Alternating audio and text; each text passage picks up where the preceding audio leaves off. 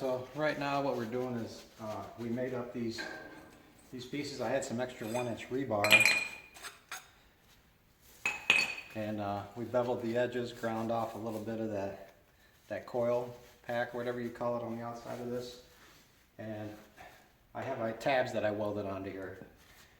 Both of these trusses are still welded together. I have it this side clamped down, but we have to get these go in from this tab down to this tab. That's going to be my bottom support of my I-beam down here. That's going to support my decking. So we made these up. These are going to go in here, get them welded up, get them fitted, and then we're going to cut these two trusses apart from our spacers that we put in there. And then we'll move the gantry over, pick up that other side, that other truss, and we'll push that over to where it goes on the other side of these I-beams. Before I get any farther into this, I did change the plan up a little bit. What we were going to do is these trusses originally were going to be flipped over the other way. The way I have them right now, with the short side up, the 32-foot long side of the truss up, this is the way we're going to go with it now.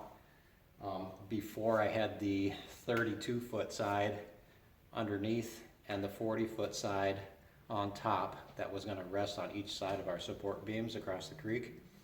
But the more we looked at it and thought about it, if we had it with the 40 on top, 32 on the bottom, as far as if I wanted to put a handrail for safety or cosmetically put a handrail across there, I would have to buy lumber and all that stuff, or if I was to make it out of steel, where if we did flip these over the other way, which makes sense, then we already have a handrail. So the way you see it right now is the way that it's going to go across the creek. And then also,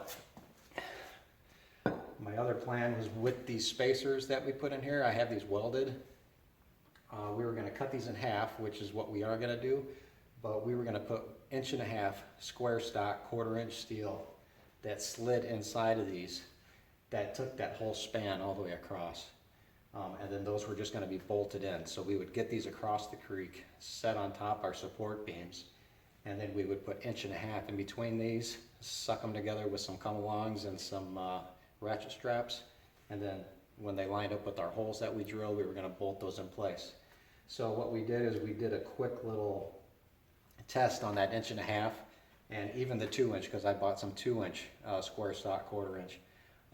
And we put 2x4s on the ground, spaced those apart about 7 feet apart, and then we put the 1.5 inch and a piece of 2 inch across there, and we drove a truck on top of it. And I couldn't believe how much that stuff actually flexed. So I don't want the deck to flex that much or give way and then the whole thing go. So what I ended up doing was I went and I bought some H-beams. They're 4x4, 5/16 inch thick, and I bought 5 of those. So everywhere I had a spacer basically is where an H-beam is going to go. So what this H-beam is going to do is, after we get these trusses out there, these H-beams will go just like you see them, just like this. They're going to go on the bottom. I cut and ground down these tabs that I welded onto here, and we drilled 5/16, or sorry, not 5/8 holes in here. There's 2 holes that we drilled in each one, and there's 5 spots on each side. These trusses are going to be 7 feet apart, or actually 8 feet apart from outside to outside.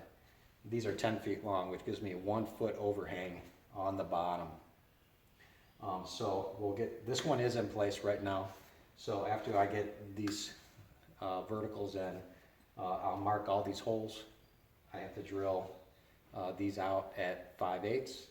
And so when we get these beams out there, these H-beams go underneath, bolted in place, and those H-beams are what's going to support my entire decking, basically.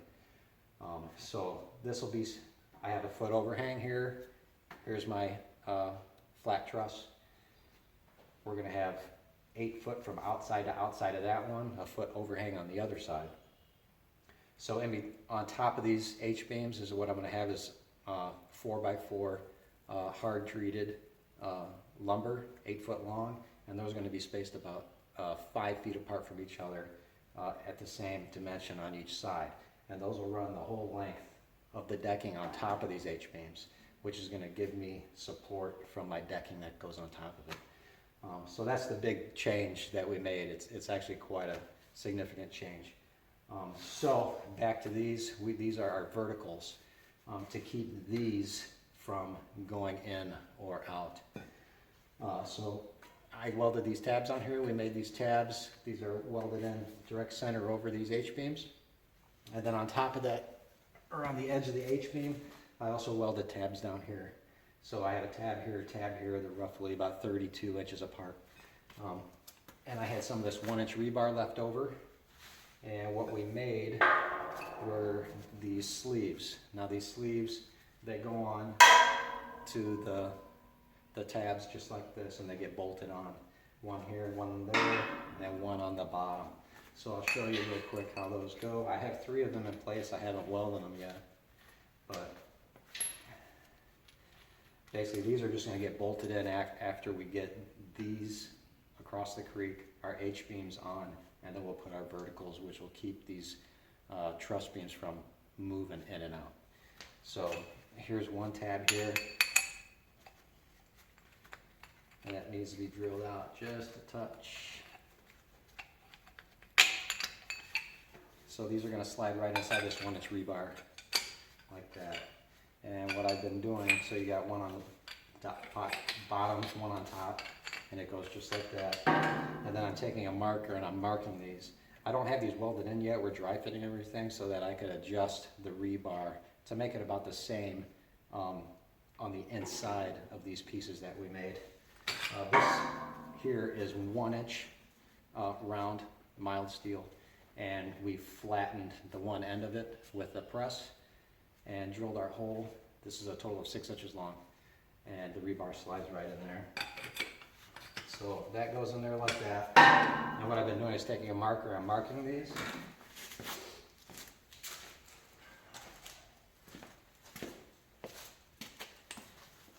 And I'm marking these so I know right about where the total length of the rebar is inside these bolt-on sleeves. So I'll mark both sides, top and bottom, because we made these so we have a little bit of play to move around. So after I've marked those, I take these vertical uprights, and that's going to get bolted in.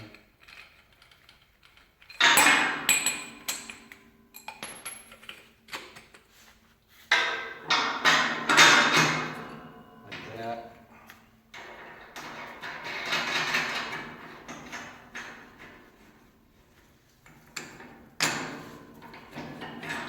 And that top one,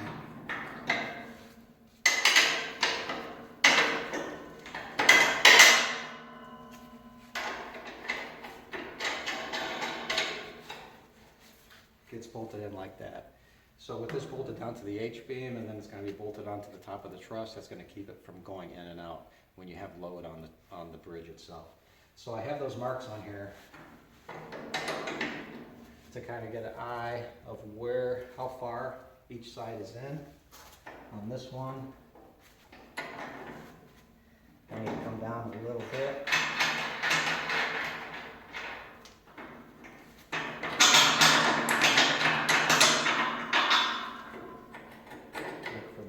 There's my mark right there. On this one, my mark is right here.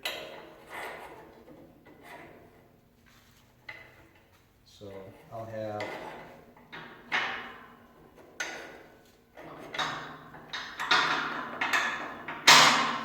right there is where I want it.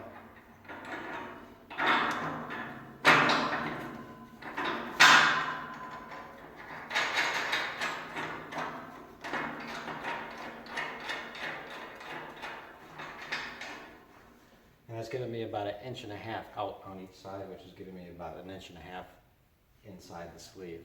So once I dry fit all these with the bolts, just lightly put them in, I'll come around and I'm going to weld these solid around here. And then I'm going to number them with the welder. I'll put numbers on them or punch them at get a punch set and punch them. Either way is going to work really good, but I'll mark them. So like if this was number 1 vertical upright here, I would weld a number 1 or punch it with a number 1, and then on this H-beam I would mark it with a 1 as well. And then the same thing with my truss, I would mark this with a 1. That way when we get it back out there, everything is just numbered, you match numbers to numbers. So that's pretty much how we're doing it, and it came out really good. We made these up this morning, took about 3 hours or so, but they look good. I'll give you a run through on those.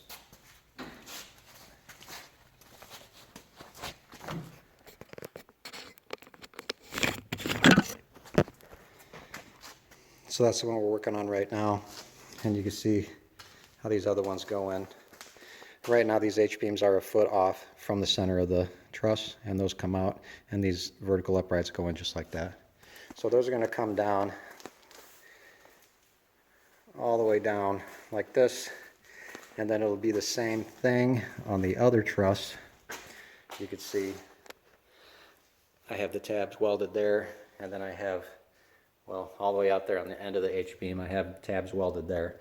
And then those are the bolt-on cleats right there, where I'm going to drill through the H-beam and bolt on for the H-beam to attach to the beam itself. So we're almost about to the end of, this will be almost about the last of the welding that I have to do, is these vertical uprights, these sway braces, I guess you could say, to keep those from moving in and out. So I'll dry fit all of these 5, I have 5 on each side. So I'll get those spaced evenly inside the sleeves. I'll weld those solid, I'll leave them bolted on, and then we're gonna come through, we're gonna cut those spacers that I welded in there. We'll grab that beam, we'll move that beam over to the 1 foot mark that we have on that side, and then do the same thing. We have all those already made up, just gotta bolt them on, weld them solid, square everything up, drill the holes in the H-beam, have those marked, drill those up, and then it'll be putting down some plastic and painting. So we're getting really close to being finished.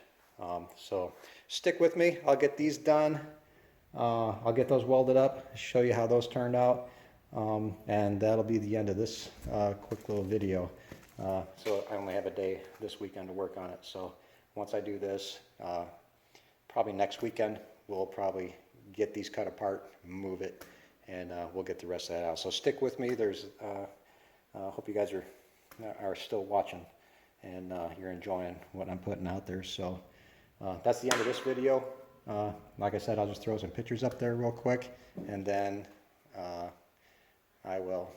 boss is leaving. So, all right, have fun. Bye. Love you.